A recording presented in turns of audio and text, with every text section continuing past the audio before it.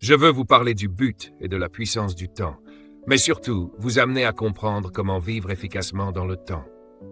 Quand une année s'achève, cela signifie que tu viens d'utiliser du temps. Tu viens de consommer 12 mois.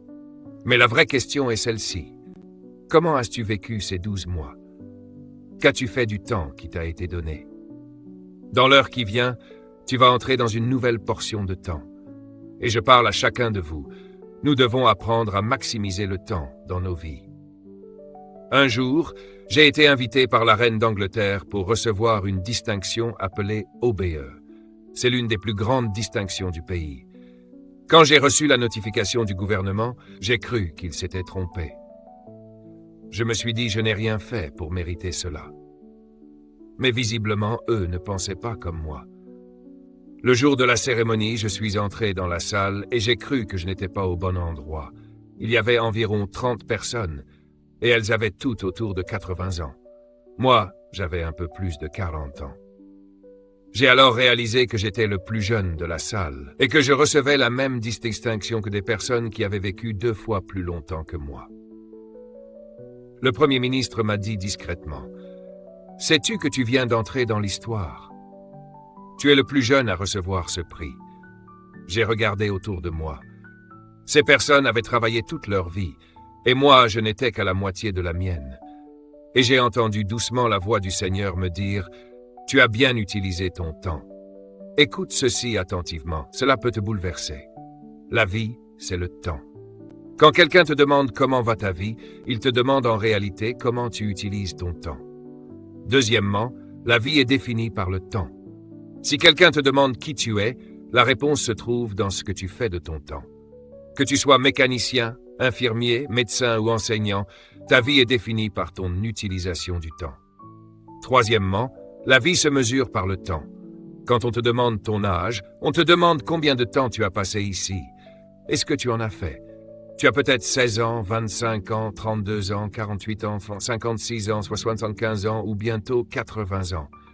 Mais ce chiffre peut t'accuser parce qu'il révèle combien de temps tu as déjà consommé. Quatrièmement, ta vie est déterminée par le temps. Le type de vie que tu mènes dépend directement de la manière dont tu utilises ton temps. La vie se vit dans le temps. Et la qualité de ta vie dépend de ton utilisation du temps. Comprends ceci. La valeur du temps, c'est le passage de la vie. Quand tu dis « bonne année », ce que tu devrais comprendre, c'est « tu viens de perdre 12 mois ». Qu'as-tu fait de ces 12 mois? Et que vas-tu faire des 12 prochains? Je le dis autrement, la vie s'arrête quand le temps s'arrête. La mort, c'est simplement la vie qui quitte le temps. Quand quelqu'un meurt, cela signifie qu'il a quitté le temps pour entrer dans l'éternité. Tu es venu dans le temps en quittant l'éternité pour entrer dans un corps humain. Et quand tu meurs, tu quittes encore le temps. Donc le temps est temporaire, mais la vie est éternelle. Jeune homme, écoute-moi. Ce que tu fais de ton temps, c'est ta vie. Et tu n'as pas tout le temps pour le faire. Le temps est limité. Un jour, j'ai calculé ma vie en fonction de la vision que Dieu m'a donnée. Selon cela, je devrais vivre environ 95 ans. Mais toi, sais-tu combien de temps tu es censé vivre? Si tu te laisses dériver dans le temps, la mort t'atteindra sans que tu aies accompli ton but. Alors qu'est-ce que le temps? Le temps, c'est une interruption dans l'éternité. Dieu a pris une portion de l'éternité, lui a donné un commencement et une fin, et cela s'appelle le temps. L'éternité est une durée sans mesure. Le temps, c'est un fragment de cette éternité, avec un début et une fin. Le temps est une petite portion de l'éternité. C'est une tranche de l'infini. C'est là que tu vis actuellement. Parfois, nous pensons que notre vie est immense, mais comparé à l'éternité, même 80 ans ne représentent rien. C'est pourquoi les Écritures disent que la vie de l'homme est comme l'herbe. Elle est là aujourd'hui et demain, elle disparaît. Il y a des gens avec qui tu as commencé la vie, mais que tu ne verras pas jusqu'à la fin. Et peut-être même que certains d'entre nous ne verront pas la fin de cette année. Alors, que vas-tu faire du temps qui t'est donné? Le temps est la période limitée durant laquelle une action peut exister. C'est dans le temps que nous agissons. Le temps est la mesure de notre existence. Nous existons dans le temps, mais nous sommes des êtres éternels. Écoute maintenant ce passage profond de Ecclésiaste chapitre 3 verset 10. « J'ai vu l'occupation que Dieu donne aux hommes. Il fait toutes choses belles en son temps. Il a aussi mis dans leur cœur la pensée de l'éternité, bien que l'homme ne puisse pas comprendre l'œuvre de Dieu du commencement jusqu'à la fin. Comprends ceci, Dieu accomplit toutes choses dans son temps. Il fait mûrir toutes choses au moment précis. Cela signifie que tu as été envoyé sur la terre pour accomplir quelque chose dans un temps précis. Tu dois le découvrir rapidement, afin de l'accomplir pendant que tu es encore dans le temps. Mais il est aussi écrit que Dieu a placé l'éternité dans le cœur de l'homme. Cela signifie que même si tu vis dans le temps, tu ne viens pas du temps. Tu viens de l'éternité. Tu es entré dans le temps, mais tu restes connecté à l'éternité. Tu es un esprit éternel vivant dans une réalité temporaire, et cela fait de toi un mystère vivant. Parce que tu as la capacité de te connecter au monde invisible, au monde éternel, tout en vivant dans le temps. Et c'est cela qui rend la vie si profonde et si sérieuse. Autrement dit, Dieu t'a tiré de l'éternité pour te placer dans le temps, mais il n'a pas retiré l'éternité de toi. C'est pour cela que ta capacité est sans limite. Ton potentiel n'a aucune mesure. Tes possibilités n'ont pas de plafond, parce que tu es en réalité un esprit éternel dans un corps conscient du temps. Cela signifie que nous ne pouvons pas pleinement comprendre ce que Dieu a fait du commencement à la fin. D'où vient le temps? Qui a créé le temps? Comprends ceci, Dieu a créé le temps, mais lui-même vit dans l'éternité. Et cela crée un décalage pour nous, parce que Dieu t'a placé dans le temps, mais lui n'y vit pas. Quand Dieu te dit « je te verrai demain », cela peut vouloir dire 1000 ans, parce que Dieu parle en termes éternels. Quand Dieu dit « tout ira bien », cela peut prendre 6 mois avant de se manifester. Quand Dieu a dit à Adam que la postérité de la femme écraserait la tête du serpent, cela s'est accompli 4000 ans plus tard. Les apôtres pensaient que Christ reviendrait de leur vivant. Pourquoi? Parce qu'ils ont oublié que Dieu ne parle pas selon notre langage du temps. Quand Jésus a dit « je m'en vais, mais je reviens bientôt », ils pensaient que c'était immédiat. Mais Pierre a rappelé une vérité. Selon ce que dit Psaume pour Dieu, un jour est comme 1000 ans. Donc, quand un homme te dit « à demain », tu peux lui faire confiance. Mais quand Dieu te dit « à demain », cela peut être dans une autre dimension de temps. Parce que Dieu a créé le temps, mais il n'y vit pas. Il a placé l'homme dans le temps, mais lui-même reste en dehors du temps. Alors pourquoi Dieu a-t-il créé le temps? Voici la raison principale. Dieu a créé le temps pour étendre son royaume, depuis l'éternité vers une autre dimension. Le royaume de Dieu est éternel. Le royaume des cieux est invisible et éternel. Mais Dieu a voulu l'étendre vers un autre territoire. Alors il a créé le temps, il a créé l'univers dans le temps, et il a étendu son royaume dans cet espace. Dieu t'a placé dans le temps pour que, à travers ta vie, tu manifestes son royaume sur la terre. C'est cela le grand plan de Dieu pour le temps. Regarde maintenant comment Dieu a créé le temps. Dans Genèse chapitre 1, verset 14, Dieu dit « Qu'il y ait des luminaires dans l'étendue du ciel pour séparer le jour de la nuit, qu'ils servent de signe pour marquer les saisons, les jours et les années, qu'ils éclairent la terre. Et cela fut ainsi. Et Dieu vit que cela était bon. » Remarque bien ceci. Dieu dit que ces luminaires serviront de signes pour marquer les saisons, les jours et les années. Autrement dit, Dieu a créé le temps en établissant un système précis. Le soleil permet de mesurer les jours. La rotation de la Terre autour du soleil permet de mesurer les années. En une seule déclaration, Dieu a établi le temps pour marquer les saisons, les jours et les années. Et Dieu dit, le temps est bon, très bon. Alors, pourquoi Dieu a-t-il créé le temps? Premièrement, pour te faire sortir de l'éternité et te placer dans une mission. Deuxièmement, pour te protéger de l'infini. Imagine vivre dans l'éternité avec une douleur, elle ne finirait jamais. Imagine une blessure émotionnelle qui durerait pour toujours. Imagine une trahison qui ne s'efface jamais. Tu ne pourrais pas supporter cela. C'est pour cela que Dieu t'a placé dans le temps. Parce que le temps te permet de dire « J'ai souffert l'année dernière, mais aujourd'hui je suis guéri ». Le temps te protège de rester brisé pour toujours. Le temps te protège de rester pauvre pour toujours. Le temps te protège de rester dans la douleur pour toujours. Dieu t'a donné le temps pour que tes saisons changent. Il t'a aussi donné le temps pour mesurer ton existence. Le temps te permet de définir ta vie. Le temps te permet d'évaluer la qualité de ta vie. Le temps te permet de rendre compte de ta vie. Tu as 40 ans. Alors la question est, qu'as-tu fait de ces 40 années? Qu'as-tu accompli? Quel impact as-tu laissé? Qu'as-tu fait pour Dieu, pour les autres, pour le monde? Les années te rendent responsable. Le temps te permet aussi de mesurer la distance entre ton commencement et ta fin. Le temps te permet de vivre la vie par étapes. Et cela est une grâce. Parce que si tu devais vivre toute ta vie d'un seul coup, tu deviendrais fou. Mais Dieu te donne la vie en petites portions pour que tu puisses la gérer. Et enfin, retiens ceci. Le temps t'a été donné pour accomplir le but de ta vie. Dieu t'a donné une mission. Et il t'a donné le temps pour l'accomplir. Et quand tu as terminé, tu quittes le temps. La seule question qui compte est celle-ci. As-tu découvert ton but afin d'utiliser correctement ton temps? Je veux te montrer quelque chose qui m'a profondément marqué. Cela se trouve dans Job chapitre 14, verset 5. Les jours de l'homme sont fixés. Tu as déterminé le nombre de ses mois. Tu as établi des limites qu'il ne peut dépasser. Détourne ton regard de lui. Laisse-le tranquille, afin qu'il accomplisse sa journée comme un ouvrier à gages. Comprends bien ceci. Dieu connaît le nombre de mois que tu dois vivre. Il a fixé une limite que tu ne peux pas franchir. Il y a un temps déterminé pour chaque vie. Je dis souvent à ma famille et à mes proches, je crois que chaque personne est censée mourir à un moment précis. Ce verset dit clairement que Dieu connaît même le mois. Regarde autour de toi.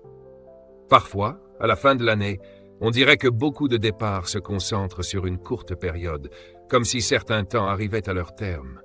Certains pensent que cela concerne seulement les personnes âgées. Mais Jésus est mort à 33 ans et il avait déjà terminé sa mission. Quel âge as-tu? 35 ans? Peut-être es-tu déjà en retard. Dieu connaît tes limites dans le temps.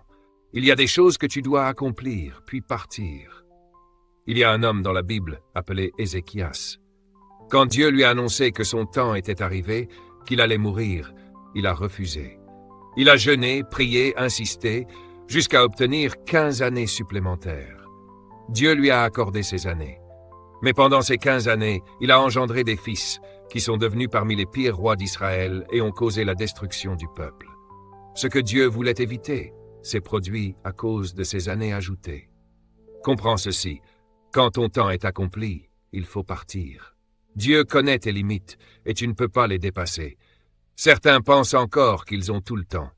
Mais si tu devais partir le mois prochain, tu devrais vivre chaque jour avec cette conscience. Chaque minute doit compter. Tu dois vivre en faisant quelque chose d'important pour Dieu. C'est ainsi que je vis. Je veux que chaque action compte. Maintenant, regarde ceci. Le temps se mesure en secondes, en minutes, en heures, en jours, en semaines, en mois, en années, en décennies, en siècles, en millénaires. Le temps mesure la vie entre hier, aujourd'hui et ce qui vient. C'est pour cela que le temps est une grâce. Quelqu'un t'a quitté hier, mais demain, une nouvelle saison peut commencer. Le temps te permet d'avancer. Le temps se divise aussi en passé, présent et futur. Le passé, ce sont les choses qui sont déjà passées. Tes succès comme tes échecs. Le présent, c'est là où tu es maintenant. Le futur, c'est ce que tu crées par l'usage de ton temps.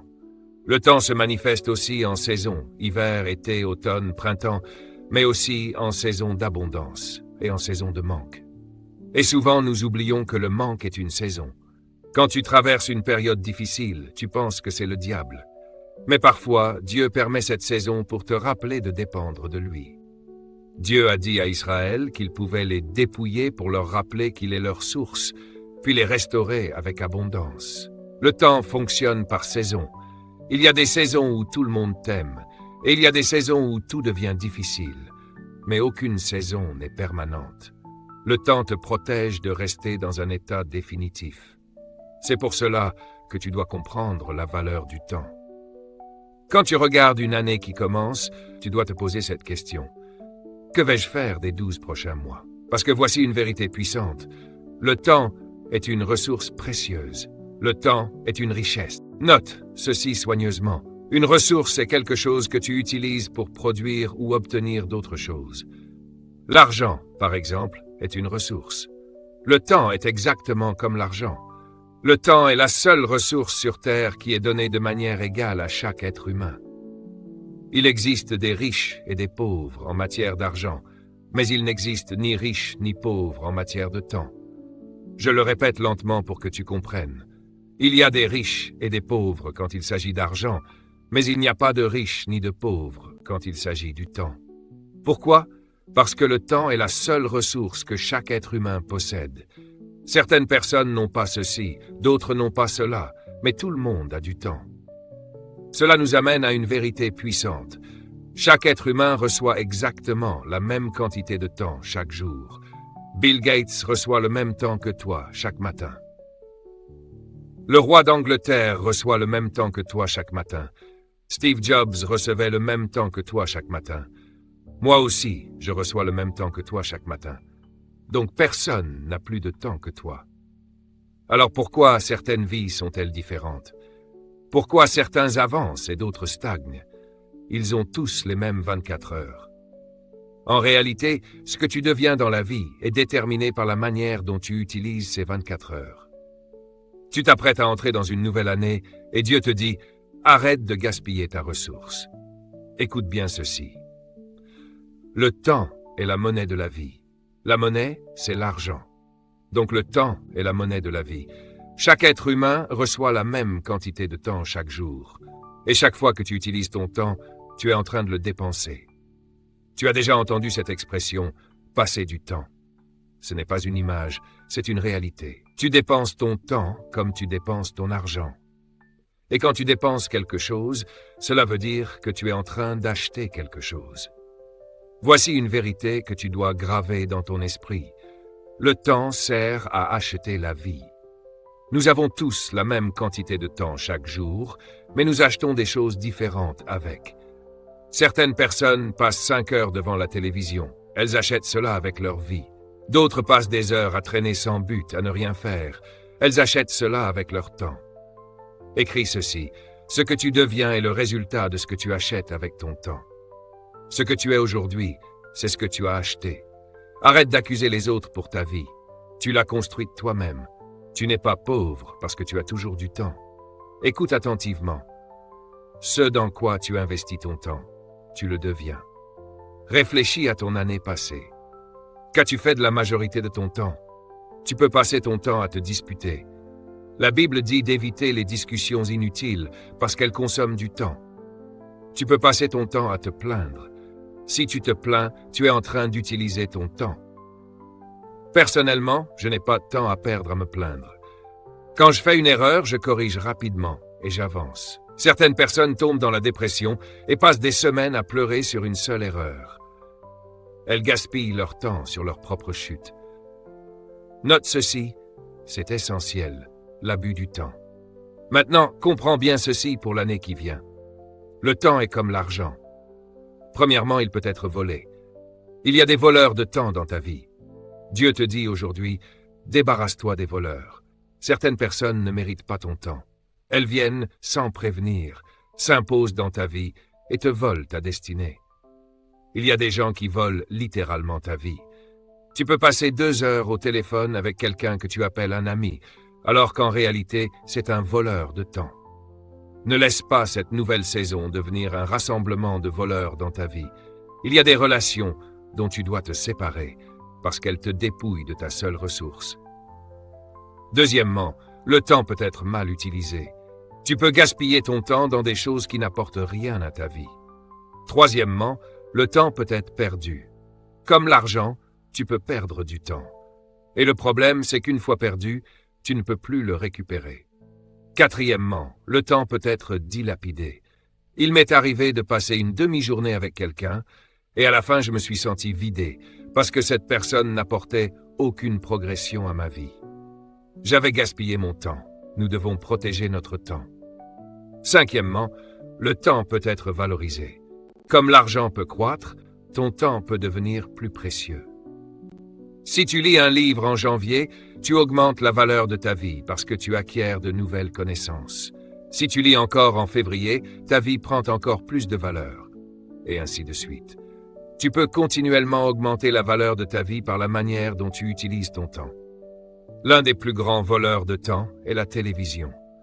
Beaucoup ont besoin d'être libérés de cette dépendance. On me demande souvent comment j'écris plusieurs livres par an et pourquoi ils ont de l'impact. La réponse est simple. Je ne regarde pas la télévision. Pense à cela.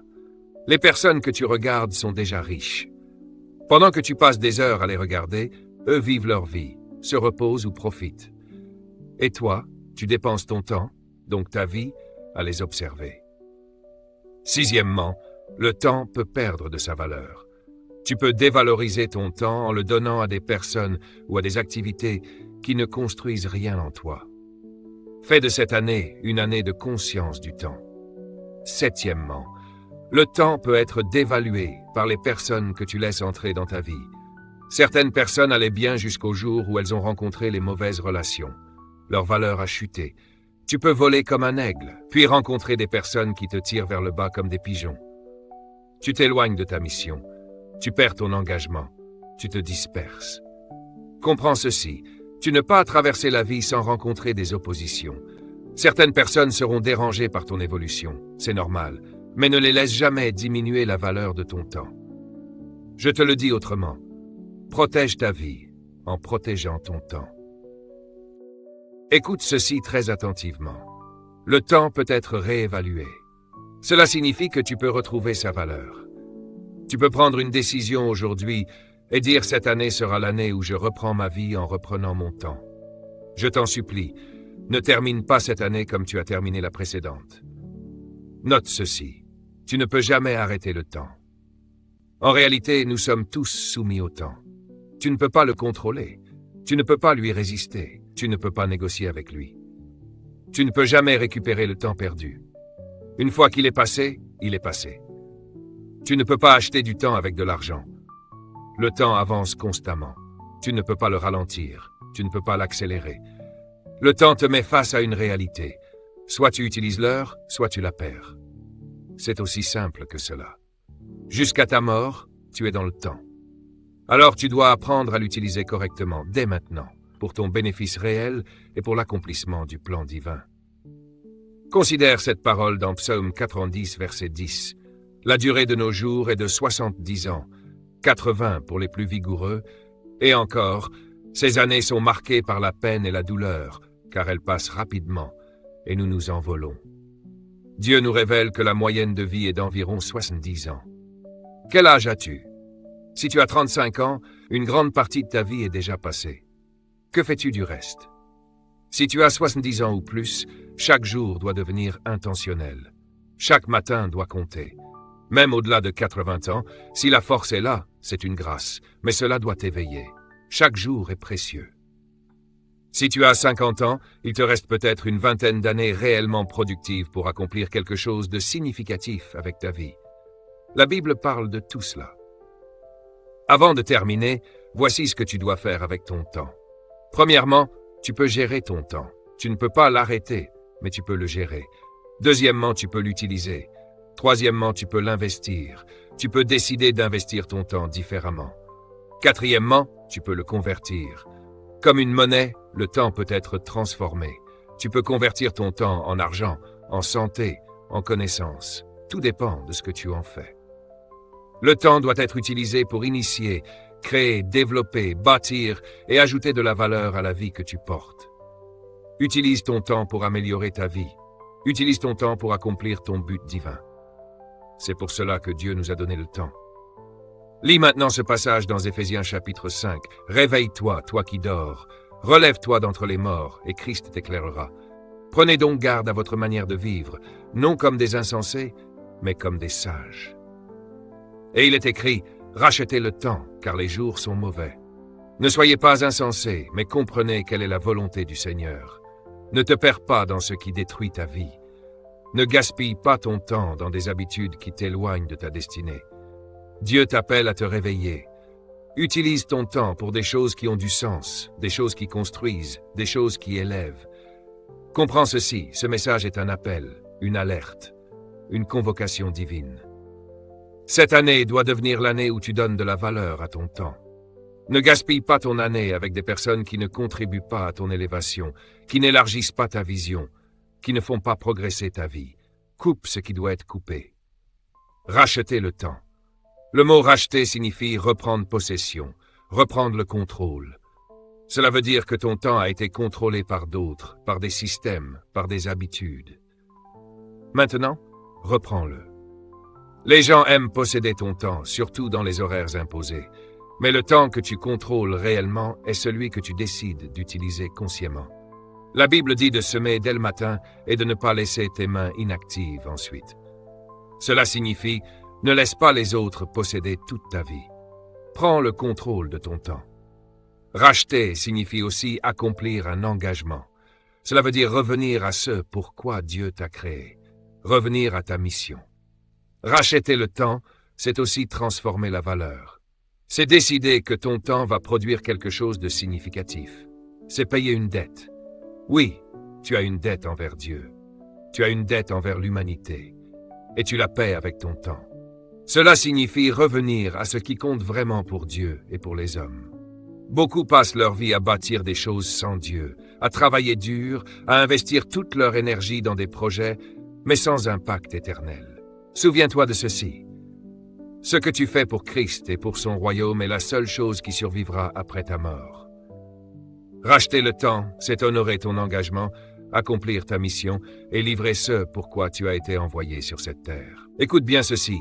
Il est écrit dans Éphésiens, « Réveille-toi, toi qui dors, relève-toi d'entre les morts, et Christ t'éclairera. » Prenez donc garde à votre manière de vivre, non comme des insensés, mais comme des sages. Dans une autre traduction, il est dit « Saisissez chaque opportunité » ou encore « Tirez le meilleur de chaque occasion ». Ce soir, tu as une opportunité de redonner ta vie au Seigneur. Qu'est-ce que tu vas faire de ce moment? Où est ton esprit maintenant? Est-il déjà tourné vers les distractions, les fêtes, les plaisirs à venir, ou est-il attentif à ce que Dieu est en train de te dire? Pose-toi cette question. Est-ce que tu es en train d'utiliser cette opportunité? Plus tu avances en âge, plus tu deviens conscient de la valeur des opportunités, parce que tu comprends que tu n'as plus de temps à gaspiller.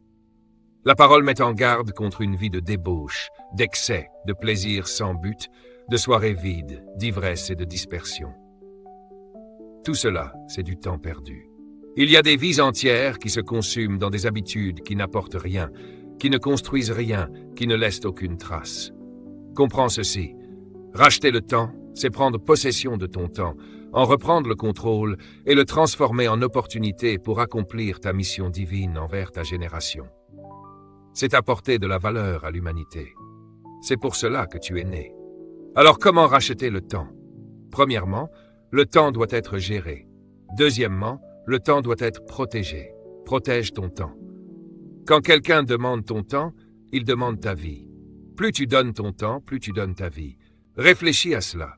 Tu dois apprendre à dire non. Tu ne peux pas éviter d'avoir des oppositions dans ta vie, alors autant accepter cela et rester concentré.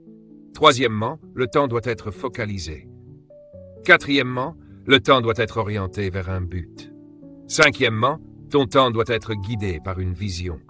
Sixièmement, ton temps doit produire des résultats. Demande-toi toujours, ce que je fais maintenant, va-t-il produire quelque chose de précieux ou suis-je simplement en train de gaspiller mon énergie? Le temps est un fragment de ton histoire. Utilise-le pour donner du sens à ta vie. Septièmement, ton temps doit avoir de la valeur. Vis chaque jour avec cette conscience. Ce jour est un don de Dieu, et tu devras le lui rendre. Il doit être meilleur à la fin de la journée que lorsqu'il t'a été donné. Dieu ne te donne pas un mois, il te donne un jour. La parole dit, « Voici le jour que le Seigneur a fait. » Alors que fais-tu de ce jour? Regarde maintenant, Jean 7, Jésus-Christ était extrêmement conscient de son temps. Il protégeait son temps. Il y a une parole qui transforme une vie entière. On lui dit, « Va te montrer au monde, fais-toi connaître. » Et Jésus répond, « Mon temps n'est pas encore venu, mais pour vous, n'importe quel moment est bon. Quelle différence. » Jésus disait en réalité, « Vous n'avez pas la conscience du temps. Vous faites les choses sans discernement. Vous laissez les circonstances et les autres décider de votre vie. » Mais lui connaissait le moment juste. Il savait quand agir et quand ne pas agir. Il savait quand se retirer et quand avancer. Il disait en substance, « Tout le monde ne mérite pas ton temps. Tout le monde ne peut pas contribuer à ta destinée. Il y a des moments où tu dois dire « Non, j'ai quelque chose de plus important à accomplir ». Es-tu conscient de ton temps? Tu es arrivé à un point où tu ne peux plus te permettre de le gaspiller. Au nom de Jésus, prends cette décision aujourd'hui. Souviens-toi de cette vérité profonde tirée de Ecclésiaste. Il y a un temps pour toute chose, un temps pour chaque dessein sous le ciel. Que cette parole transforme ta manière de vivre. Que ton temps devienne un instrument entre les mains de Dieu pour impacter ta génération. Chaque domaine d'influence. Ça inclut l'éducation, l'hôtellerie, la police, la politique, tous les domaines. Dieu dit, je veux que mon peuple apporte ma nature dans chaque discipline.